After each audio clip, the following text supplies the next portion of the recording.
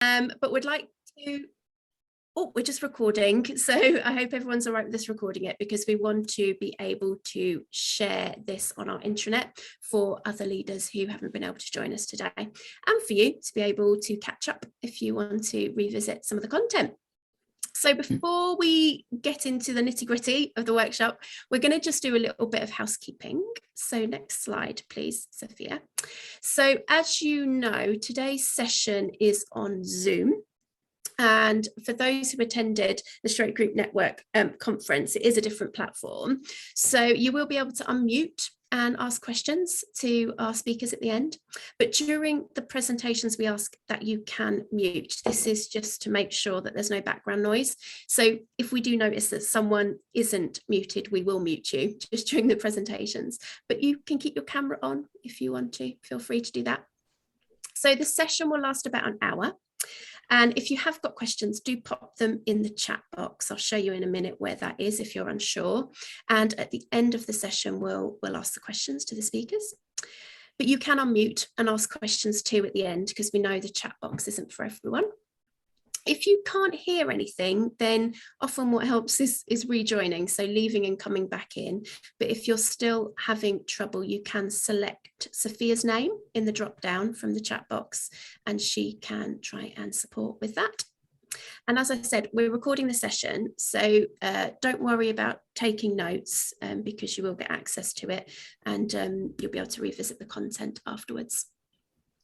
So next slide, please. So for anyone who isn't that familiar with Zoom, we'll just go through it briefly. So the red arrows on the screen show some key functions. Down on the left, that is the mute icon. So if you click that, you mute or unmute, so we can hear you or not hear you. In the middle is the chat icon. So if you click that, then the chat box should pop up either on the right hand side or in a separate box. So do share your name, the name of your group today, so we can hear who's here with us and joining us. And then there is also the speaker view. So at the top there on the view, if you click that and change to speaker view, it means hopefully that the person who's speaking will be shown and their presentation. So you can do that as well. And also you can do subtitles if you would like. So in the three buttons at the bottom where it says more, if you click that, you have the option to put on subtitles as well. In the chat box, do share your experiences as speakers are talking. If you want to share with others, it's really important. If you want to carry on conversations afterwards, we can connect you. Just let us know in group networks. So we just ask that you don't share your personal details to everybody in the chat box.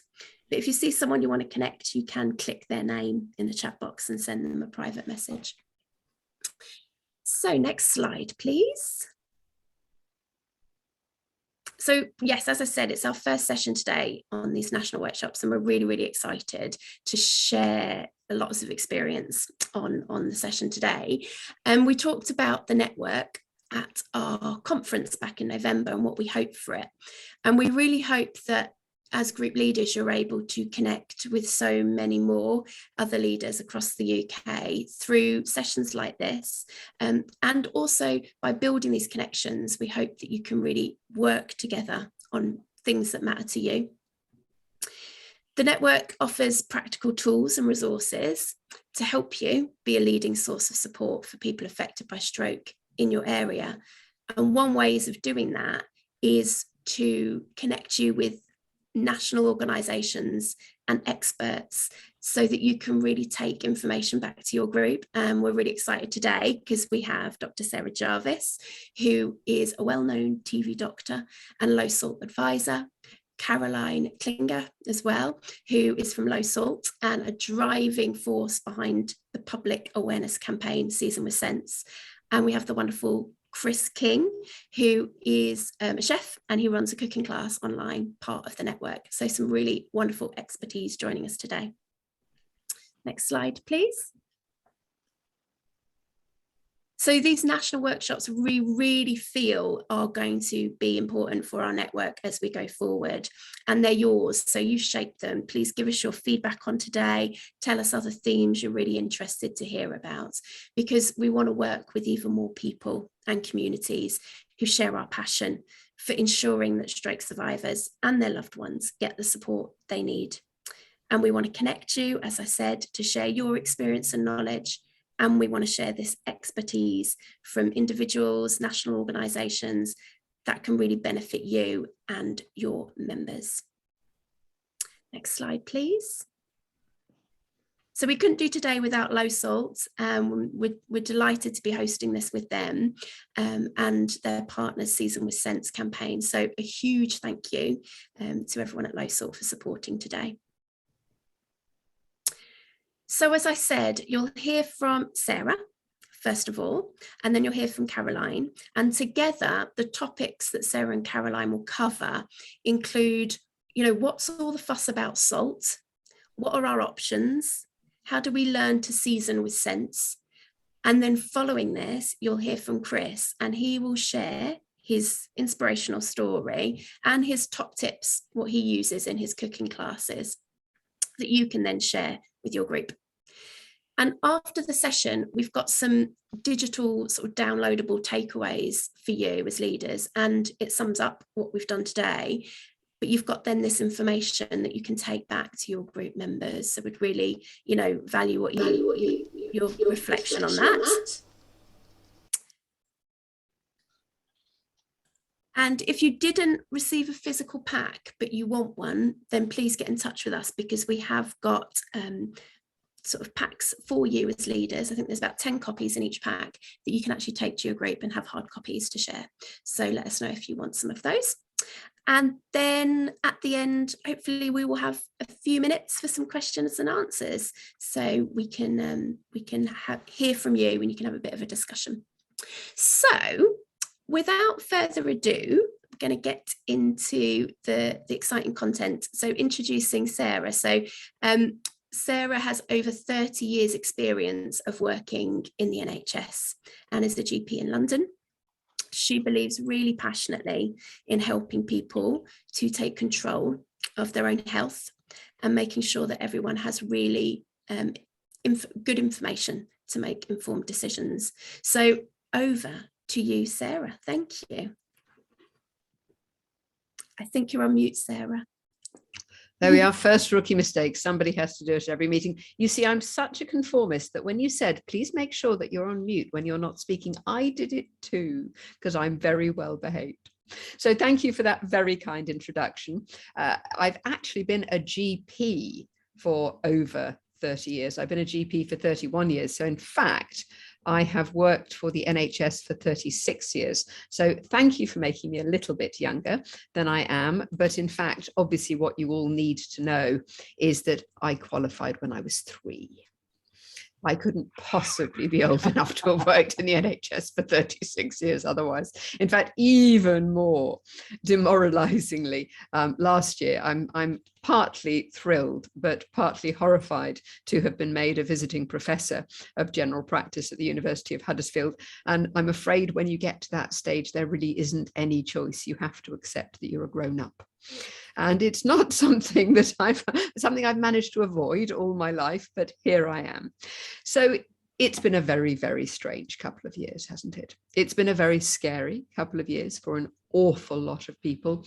And of course, many of us have gone through very difficult times. People who have undergone strokes or many, many other physical conditions and indeed psychological conditions during that time have needed hospital admission, have found themselves unable to have visits from their loved ones, and their loved ones have found that they haven't been able to go in and offer support and care. But of course, when you come home, there's also the concern. If you've had a stroke, for instance, if you have heart disease, are you more vulnerable to COVID? Would you be at higher risk, and how could you protect yourself? So it's been a very difficult time. In the first year of the pandemic alone, I carried out over 900 interviews in the media. I thought at the start of the pandemic that it was going to take a lot longer than some other people thought. I do remember having an interesting discussion on air with Caprice, who announced that all we needed to do was to shut the country down for 2 weeks and we could all get back to normal because it would all be over. I was very conscious that that wasn't going to happen, but I think even I didn't quite realize how long we were going to be living with COVID. And that has made it very difficult to get the other important messages that I am so passionate about across to the public. Things are now moving in that direction. I have been an advisor for LoSalt for some years, but interestingly, Caroline, with whom I've worked very closely during that time, came to me precisely because I was saying exactly in the media then what I am still saying now since I'd been an advisor. And much of that relates to stroke. So we're going to be talking a little bit about why controlling your salt intake is crucial for your health.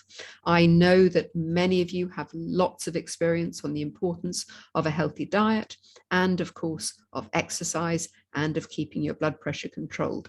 But there are an awful lot of people out there who don't understand what a major issue this is and how crucial it is, sadly, until it's too late. And that is why I'm so thrilled and so honored to be here with you, because you are the important people who can spread that message out there. I am, if you like, teaching the teachers, because blood pressure is everybody's issue, everybody's problem, but it's also something that we all have control over. So why am I so passionate about it? Precisely because 4 in 5 people who have a heart attack, who go into heart failure, or who have a stroke, it's estimated that 4 in 5 of those could be prevented.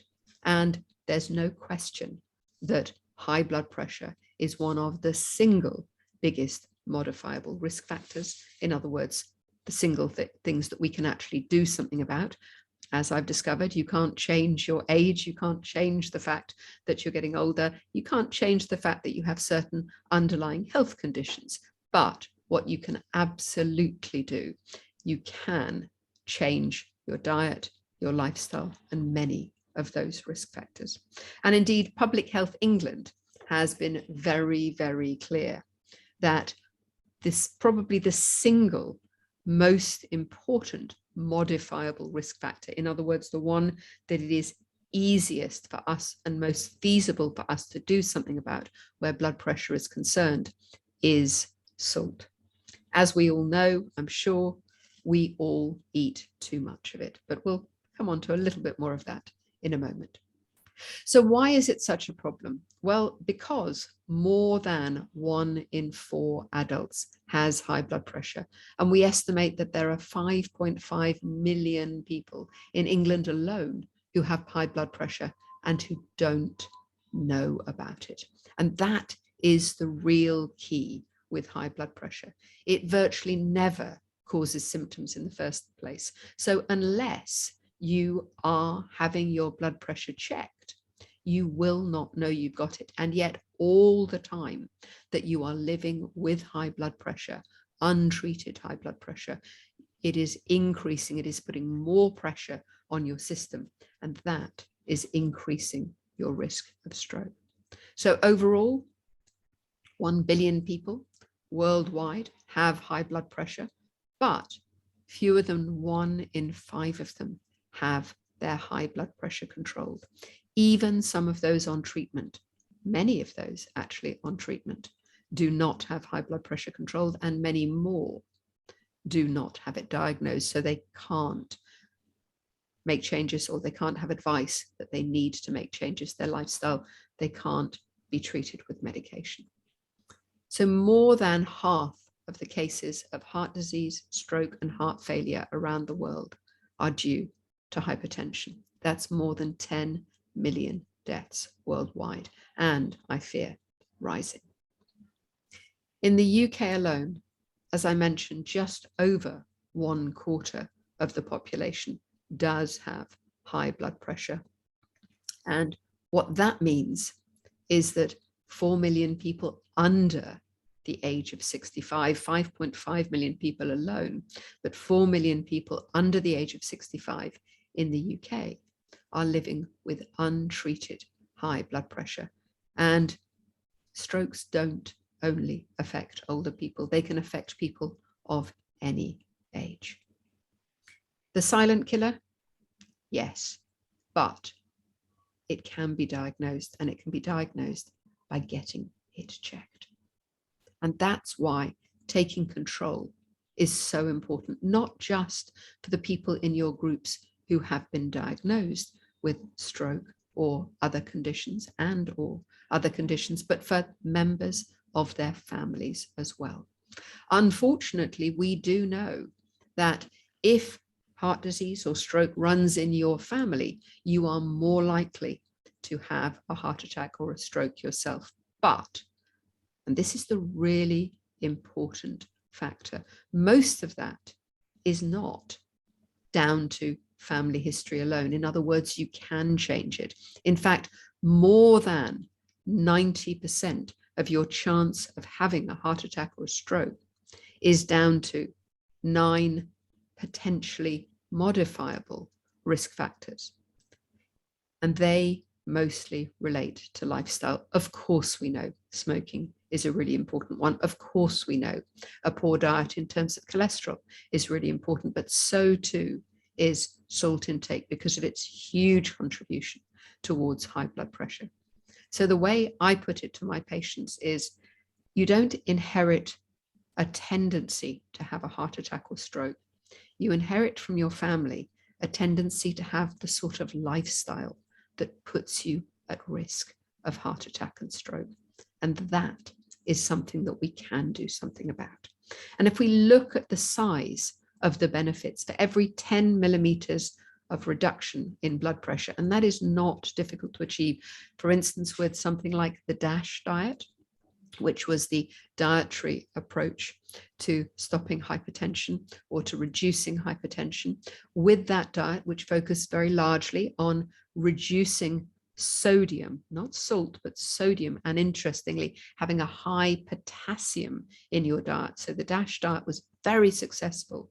And what they did was they substituted a lot of sources of sodium for potassium, potassium-rich fruit and vegetables, but they also looked at other factors, including not eating refined carbohydrates, having whole grain carbohydrates if you're going to be having them. So whole grain, wholemeal, nuts, lentils, pulses, lots of fruit and vegetables, and of course, exercise and weight control as well. But for every 10 millimeters, we can reduce high blood pressure. We can cut the risk of a heart attack by almost a fifth. We can cut the risk of stroke by more than a quarter. And we can also reduce the risk of heart failure by more than a quarter. But the point is that if you don't know your numbers, you can't take steps to reduce them to a healthy level. So the number one controllable, modifiable risk factor for high blood pressure, and don't take my word for it, even though I have been a GP for all the years I've admitted to you, or at least I was outed by our chairman for how long I've been a doctor, but Public Health England makes exactly the same point. Why is salt so important? Well, because what salt does is it affects your kidneys. Your kidneys do an amazing job of maintaining that delicate balance of fluids and salts like potassium and sodium inside your bloodstream. Now, if that balance is disrupted, you can have anything from dizziness and cramps to high blood pressure, strokes, and fatal abnormal heart rhythms. So your kidneys play a key role here. They filter out excess fluid, and they use a process called osmosis. If you cast your mind back to your GCSE, or in my case, O-level biology, you'll remember that pulls the right amount of water back into your system. Now that relies on having the right concentration of sodium and potassium. If you've got too much sodium from salt in your system, then that stops your kidneys from being able to filter enough fluid out into the system. And that leads to a buildup of fluid in your bloodstream. And if you think about the pressure in your pipes and pipes bursting when the pressure builds up in them in winter and they freeze, you can get an idea of what's happening here.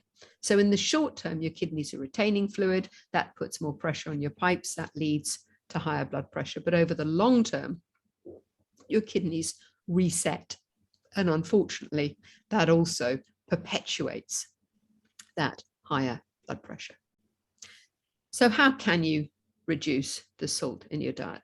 Let's put this into perspective. As a nation, we should be having about 1 teaspoon of salt. That's 2.4 grams of sodium, so 6 grams of salt a day. And on average, we eat over 8. Now, 3/4 of that comes from hidden sources. So sometimes it's fairly obvious sources like salty crisps or salted peanuts. Sometimes it could be hidden sources or less obvious sources like preserved meats, pickles, and so on. Sometimes a lot of it comes from things like bread.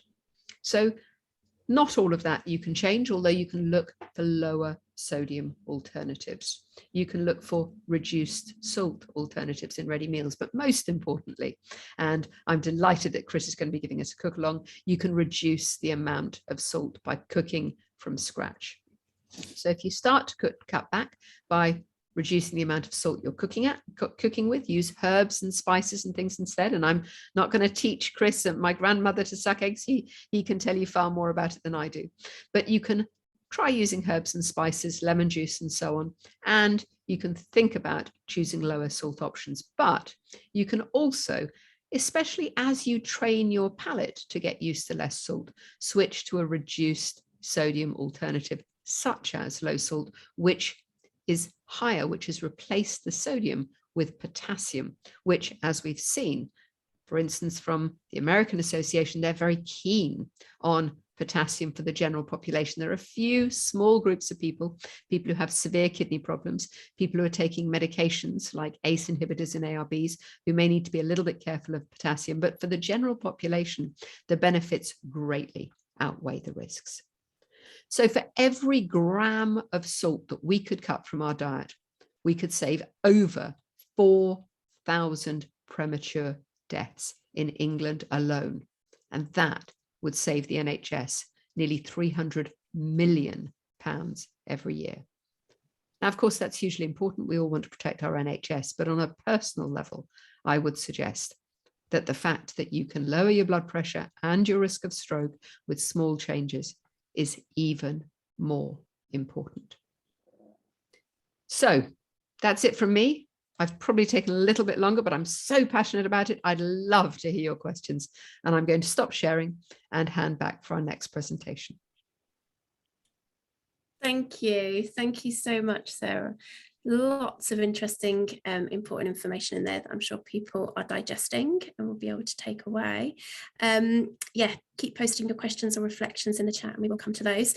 So I'm going to, now hand over to Caroline. And Caroline studied food science and biochemistry at the University of Leeds, joining LoSalt in 2006. So prior to this, she worked both in the restaurant and food manufacturing industries for a number of years. She's got real extensive experience on the issue of salt consumption. And she's regularly commented in the media and has spoken at a number of conferences. So I'm going to hand over to you. Thanks, Caroline. Hi everyone, pleasure to be here. I'm just going to share my screen a moment. And here we go. And hopefully everyone can see. Brilliant. Well, thank you very much for your time and everyone that's attending. I'm delighted to be here alongside Chris and Dr. Sarah to talk to you about something that, like Sarah, I'm very passionate about, and that is trying to spread the word that we really need to do something about salt reduction. So I'm going to talk to you today for about 10 minutes about getting people like yourselves to talk about reducing sodium, both within your family, your friends, and back to your groups. The key learnings will be reducing sodium will save lives, why we need to talk about it, a bit about low salt being a reduced sodium alternative for those who don't want to give up salt. And my key message will be how small changes can have a big impact on our health. So, just to summarise what Dr. Sarah covered earlier, I thought we could all relax and watch a little video.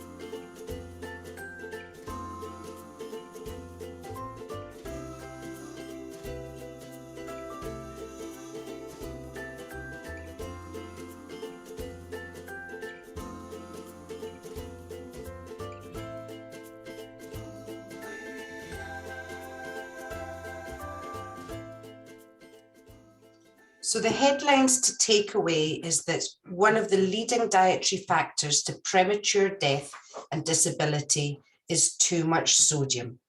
And our biggest source of sodium is salt. An estimated 2.5 million deaths could be prevented each year if global salt consumption were reduced to the recommended level. And its impact on stroke. We know that there are 1.3 million stroke survivors in the UK today. And following on from some Stroke Association research, we know that 90% of you would go back and urge your younger self to make lifestyle choices which may have prevented your stroke. Studies show that if we reduce our salt intake from 8.4 grams a day to the maximum recommended limit of 6 grams a day, then there would be a 22% reduction of stroke, which is huge. But sadly, what we're seeing is that just not enough people are worrying about salt. For those that are health conscious and are trying to improve their diet, they're more concentrating on reducing sugar, saturated fat, and calories. I think that's because when you reduce sugar, saturated and fat, calories, that's associated with obesity, which is quite a visible thing to happen, whereas salt reduction is to do with hypertension. And as Sarah highlighted, that's the silent killer. It's an inward thing. In fact, our recent survey showed that around a third of Brits, first of all, are not worried about how much salt they eat, but staggeringly would carry on using salt regardless of its impact on their health, which is why we've launched Season with Sense, our public health campaign to elevate the conversation on salt reduction. So who are we? LoSalt's a small family-owned business that has been producing low salt since 1984. We're based in East Kilbride, Scotland, and not only do we sell our product in the UK, it's also sold 25 countries around the world. We even supply to food manufacturers looking to reduce the sodium content of their products. And what is it? Well, we know that for some, giving up salt is hard, but there's an opportunity to cut back on the harmful sodium present in most salts. There's lots of different salts to choose from in the supermarket. Table salt, sea salt, rock salts, and flavour salts. Now, all of these are approximately 100% sodium chloride. Yes, there are trace minerals making health claims in sea salts and rock salts, but don't be duped into thinking they're any better for you. They still contain the same amount of sodium as regular salt. And also you'd have to eat a heck of a lot of those salts to get any benefit from those trace minerals. In addition to those salts, there is reduced sodium salt, which our product falls into.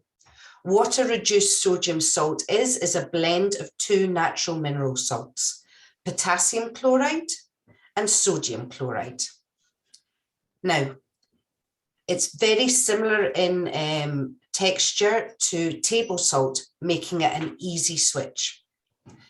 There are several reduced sodium salts on the market, but ours offers the maximum reduction, 66% less sodium. And you can use it just like regular salt. So why campaign? The food industry has a responsibility to improve consumer health. And we've already established that not enough people are prioritizing salt reduction. Because we've been at the forefront of this topic for over 4 decades, we strongly believe we can have a positive impact on consumer health. Season with Sense aims to elevate the salt debate and drive down consumer sodium intake by empowering you, the consumer, with concise and factual information to make informed choices. And if you want to find more, we have a website, seasonwithsense.com. You can find us on Facebook /LoSalt. We have a Twitter account.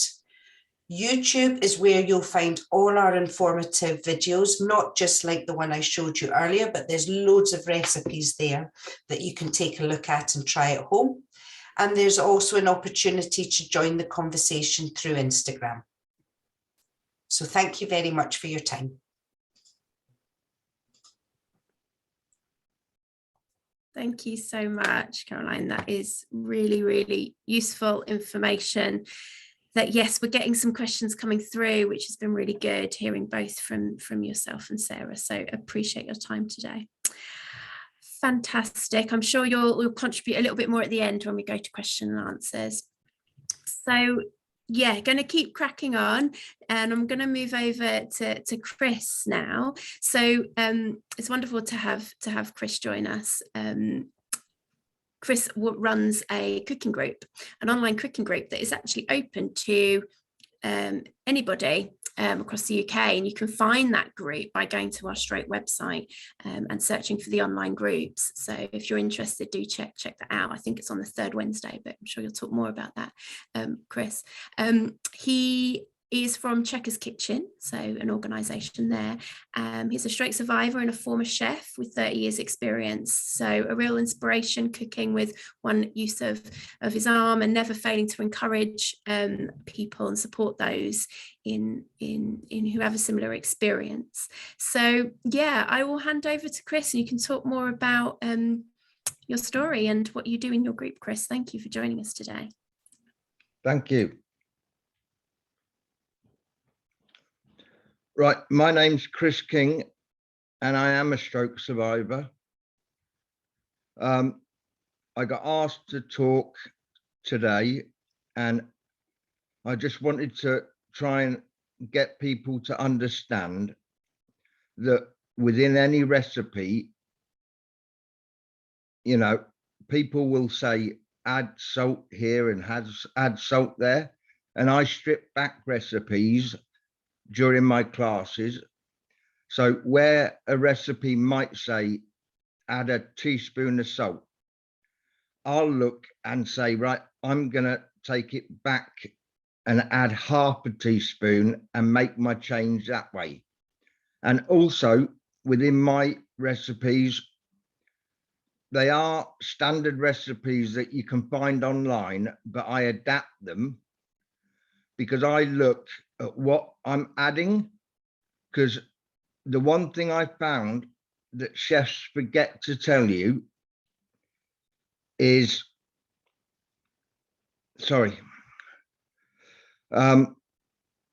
some of the ingredients that you're adding have already got a salt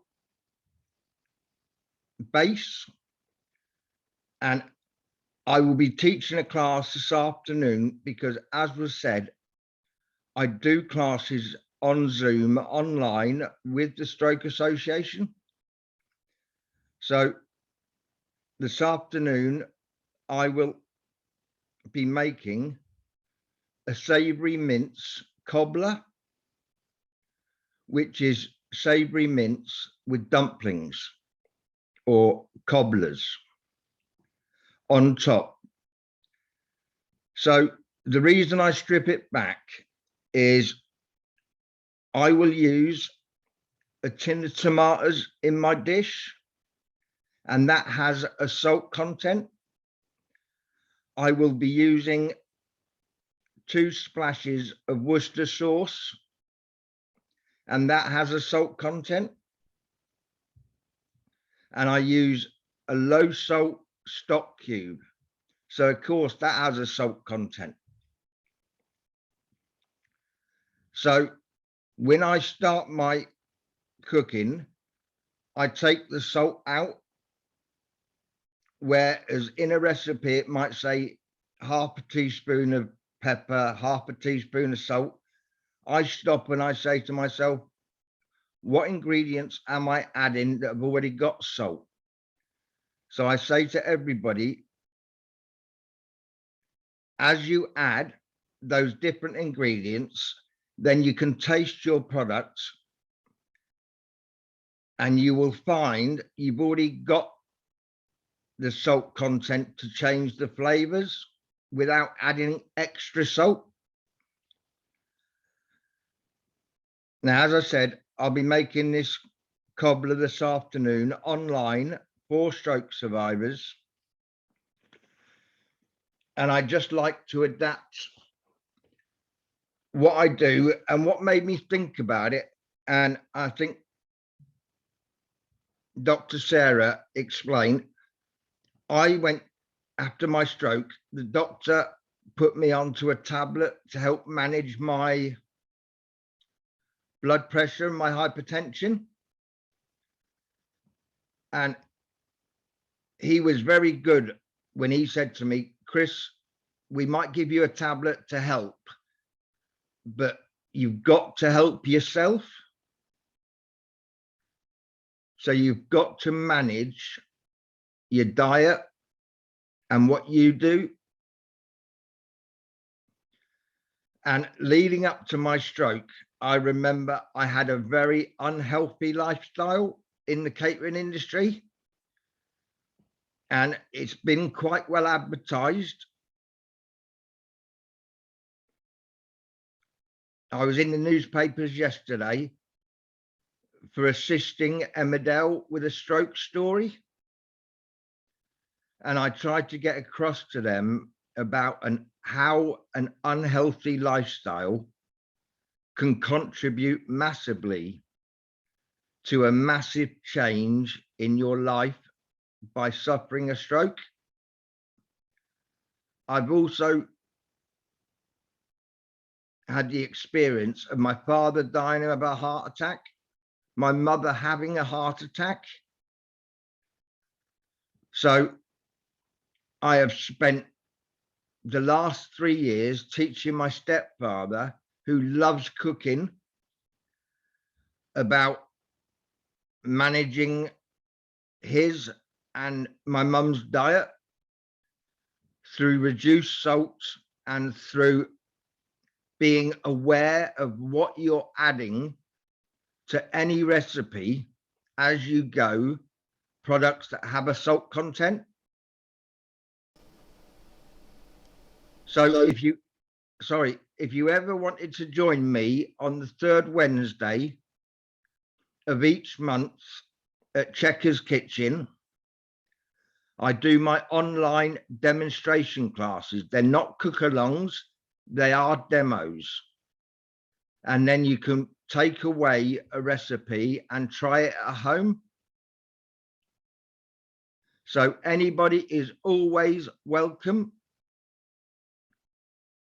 So this afternoon, one of the biggest moans I get from people is minced beef. I'm bored of doing the same thing. And I'm like, right, okay. So I went away and I thought, they don't want to do cottage pie. They don't want to do lasagna. They don't want to do bolognese every time with mince. So what I did was looked at a recipe whereby I could strip back all the salt content. And then my salt added to that dish comes through my knowledge of knowing that there is salt in a tin of tomatoes, there is salt in my Worcester sauce, there is salt in my stock cube, and I also changed my dumplings, because again, most people will make dumplings using suet, whereas I make my dumplings using natural yogurt.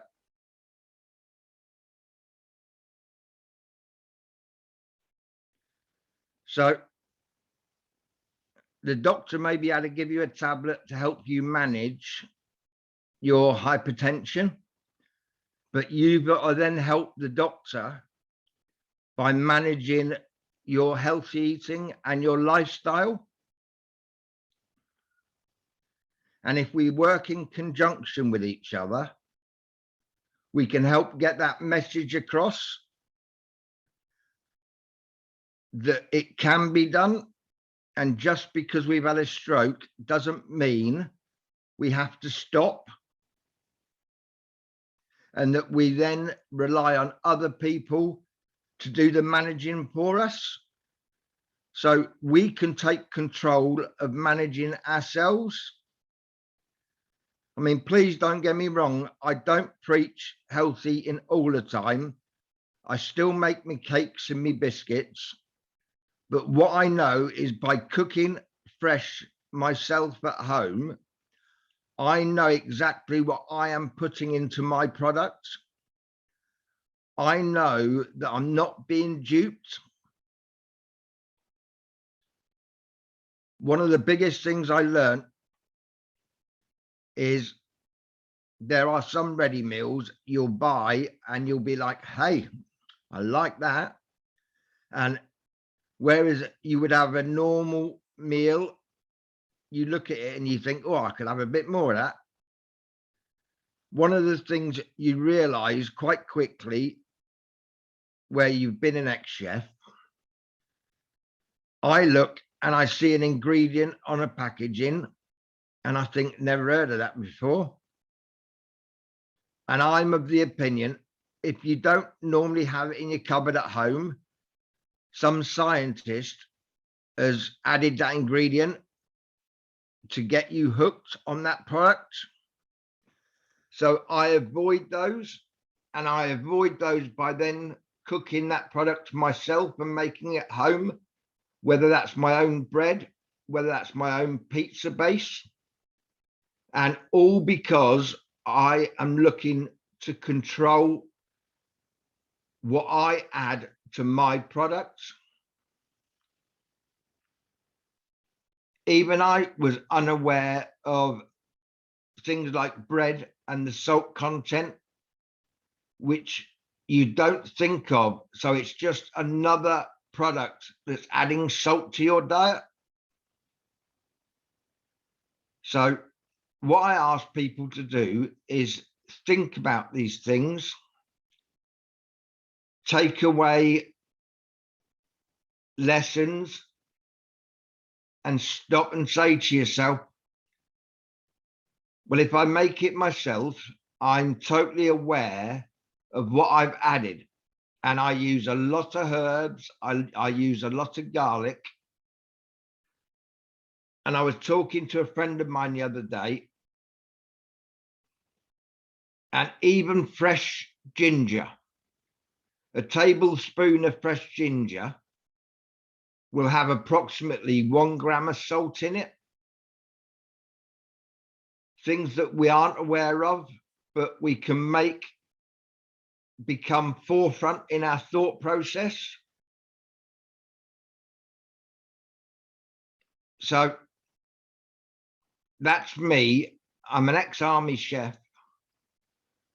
I use my skills and my knowledge to try and pass other information on to people. And they always ask me lots of questions during my classes. So people are always welcome to come along. And I'm sorry I'm not professional enough to have all these slides that all the others put up. I'm not that technically minded unless I'm in my kitchen cooking. So thank you for listening, guys. Thank you, Chris. Thank you so much. We really appreciate everything you've shared in terms of your sort of life story, and also all of your incredible tips from your life in the kitchen and thinking about healthy eating. So I'm sure people will be taking those notes back to their groups to share with their members. And as you say, I think Lynn's posted that people can join later this afternoon for your group if they want, or check out different times for that. So thank you so much to all of our speakers. I know there's been quite a few comments and reflections in the chat box, so we will move along. So before we go to the question and answers, just a little note here that we have takeaways. So everything that Sarah and Caroline have talked about will be available. So we can send you hard copies, but also it will be available on our intranet, and I will show you where that is in a second. There it is, lovely, like magic. So it's on our intranet. If you've got any problems or not sure how to log on to the intranet, then do let us know when we can sort that out for you. But this is where we're going to host the recording, and there's recipes and lots of other things on there that you can take to your groups. So do have a little explore of the intranet when you can, and you'll be able to find it all there. So yes, we will spend the last 10 minutes. We've got a nice amount of time to have some questions and conversations with yourselves and the speakers today. So I can see a few questions coming through. So I will pose them and ask them. Sophia, I think we could stop sharing the presentation now, and then we can see everybody's faces, and then that will be good. We can see who, if you do want to ask a question not in the chat bar, then put your hand up or unmute, and we can come to you as well. Okay, so I'm going to start. I think the first question came from Jim about why the Stroke Association has stopped supporting Know Your Blood Pressure events. Yeah, so we did sort of retire that activity, and I think, obviously we've heard lots today, haven't we? And we Know Your Blood Pressure was our sort of main prevention activity in the past. And we did sort of blood testing in the community and signposted to GPs and things. And, we know that staff and volunteers have done an amazing job over the years doing that, but we do need to work in a different way going forward. And we know that there's lots of other factors that can increase the risk of stroke, like we heard from Sarah. So like diet and exercise and things. And we really want to sort of look at how we can understand and look at people's overall risk of stroke, not just their blood pressure. So we did retire that activity, but we still want to work with more people and partners, in the health system, government, organisations, other charities, to prevent more strokes. And that is absolutely one of our top goals. So that's a really important piece for us as we go forward. I'm going to see what other questions have come through. 1 second. Really interesting question from Jean about types of snacks, because obviously there's lots of tea and refreshments at stroke support groups, isn't there? So how do you sort of think about what are healthy snacks to give? And I think you reflected, Caroline, you said something in the chat bar, didn't you, in terms of looking at food in terms of their content. Do you want to say a little bit more about the link that you shared? The best way to choose in a supermarket in particular, when you're, say, in the yogurt aisle and you're kind of choosing between two different options, the best thing to do is look at the label. Now, I would recommend look at the nutritional information per 100 grams rather than per portion, because food manufacturers kind of alter their portion sizes to make the numbers look better. So do look back of pack at quantity of nutrients per 100 grams, and also front of pack you'll have the helpful traffic light system. So where you can, try and avoid red options and go for as many green as you can, but amber is okay if it's not in excess. Now, I put a link in the chat box to one of our other educational videos that takes you through exactly how to read the labels. But Sarah, maybe you've got some comments. The food's not always going to have, when it's open, it's not going to have the nutritional information in front of you. So that's absolutely right. And it very much comes back to Chris's comments that, you know, if you prepared it yourself, then you know exactly what's in it. So for instance, I make my own hummus and there is no salt in it, but by golly, there's garlic. In fact, in our house, everything, including the ice cream, has garlic in it because it's a great way of flavoring. Lemon juice is another really good way of flavoring. So I think that, for instance, if you were going to have, if you look at, if we're thinking about snacks, then it's not impossible to think about maybe a salsa dip, which doesn't have added sugar, or a low salt version of hummus that you could then serve with rice cakes or plain breadsticks, that sort of thing, which are relatively very low in salt. Certainly rice cakes are. And then you can add your own additions. But we do need to bear in mind that when you take ingredients like that, you just need to be aware that the stuff you put on them to make them taste better may well contain sodium as well. Now, from the perspective of getting rid of, I'm absolutely delighted to see that you said you'd got rid of the sweet elements, because of course one of the big issues is that snacks which are served at these meetings, biscuits and cakes and so on, tend to be very, very high in refined carbs. And unfortunately, you know, those refined carbohydrates can be very bad for your heart as well.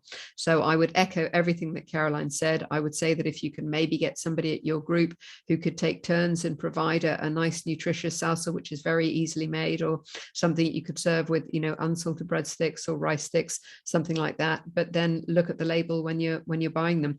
I mean, in the amber category, of course, reduced salt, crisp breads, oat cakes, flavored rice cakes, things like that, and reduced low salt, or they're labeled as low salt crisps, can be lower in salt. Thank you so much. Really helpful information. I'm just going to take another question that we've seen from Catherine, and then I will come, because I know people have got their hands up. So a question probably, Sarah, for you: how often should you get your blood pressure checked, and at what age is a good age to start getting it checked? Yeah, it's a bit of a tough one. I would say that once you're over 40, you should be having it checked regularly, every 5 years at least. And in fact, Blood Pressure UK, that's what they recommend. The older you get, the more frequently you should have it. And I would say once you get to, say, 60, you should have it checked more often than that. And at any age, if it's more than 120/80. And that's, of course, don't forget, there are two measurements here. 120 is measured in millimeters of mercury. 120 is the number of millimeters of mercury, the pressure in the system when your heart is actively pumping blood out around the system. And the lower level is the level, the 80 level is the level when your heart is resting between beats. So an upper level of 120, a lower level of 80. Now, one of the things we need to bear in mind is that actually checking your own blood pressure, because you can do it regularly and you can do several measurements and take an average, is probably much more likely to provide you with an accurate description. I would say that, you know, I personally think these days that pretty much every family that has adults in it should have a home blood pressure monitor, and they should be measuring their own blood pressure. But what we would recommend you do is that if you are over the age of 40, you don't have a blood pressure machine, and you're not on blood pressure treatment or being treated for a condition that involves getting your blood pressure treated, you can now go and visit your pharmacist free, and they will carry out a blood pressure check, because they are trying, Public Health England are trying very, very hard to get on top of this 5.5 million people in England who have undiagnosed blood pressure. Thank you, Sarah. I don't know, does Jean have her hand up? Would Jean like to unmute and ask a question? Oh, I'm not sure if you've unmuted, Jean. Oh, we can't hear you. Can you unmute? No. Oh, okay, sorry, I don't think we can unmute you, unfortunately. I think you have to unmute yourself. But we can pick up your question afterwards. We can email and make contact that way. Would anybody else like to ask a question? Has anyone else got their hand up? No? Okay, well, we are coming to time. We've got a couple more minutes. If anyone does have any other questions, you can type them in the chat. We have got one question from Tarn saying, what foods are bad for hidden salt? And what can we do to make sure we're not eating too much without overcomplicating it? So yeah, the hidden salt's quite interesting. The hidden salt is a really good one. And of course, what it involves is when you are looking at the ingredients, as Caroline pointed out, you should be thinking about the amount per 100 grams, because of course, if you think about, say, bread, it doesn't have that much salt per 100 grams, but you will eat far more bread than you will hummus, for instance. So look at the amount per 100 grams, think about and think about how much you are having as an average portion. Do try and look not just at the saturated fat and so on, but look for the sodium, the salt as well. And don't forget that 6 grams of salt is equivalent to about 2.4 grams of sodium, and it's the sodium that causes the issues. So sometimes you can look at reduced salt alternatives, but you may have to be aware that they may have substituted other things to keep the taste. Now, we are working very hard to push government, and in fact, I'm chairing a webinar this evening. We are writing to Boris Johnson. We're getting a group of, there are actually 18,000 healthcare professionals. We're trying to persuade as many of them as we can to write to Boris Johnson to make mandatory reduction in foods a part of government policy, and to force industry, because the problem we've got is that you do get used to eating a lower amount of salt really fairly quickly. But unfortunately, when you first change the salt in something, it tastes different, and people don't like change. Now, I don't like change. None of us like change that much. So of course, what happens is if one company changes it, but everybody isn't changing it, then people will switch their allegiance, and manufacturers are terrified of that. So we do need to have an industry-wide move across the board. And we know that that's worked, for instance, for sugar. We know it's been highly effective in terms of sugary drinks. So I think we really do need to be thinking about that in terms of other of salt in particular. But what I would say is, without making it too complicated, look for the green where the salt or the sodium is concerned. Thank you so much, Sarah. So we are coming to the end of the session. A huge thank you to Sarah, Caroline, and Chris for such different expertise coming all together as a three. It's been absolutely fantastic to hear from you all. And we will share the takeaways on the intranet. There are hard copies we can get out to you if you're interested as well. So thank you all so much for joining as well. And we will share the recording so that you can share with your groups. And yeah, let us know how you found it. We'll send some feedback forms out to you as well, if you don't mind taking a couple of minutes. Thank you so much for inviting me. Thank you. Thank you, everyone. Bye-bye. Bye. Thank you. Yeah, cheers. Bye, guys. Bye.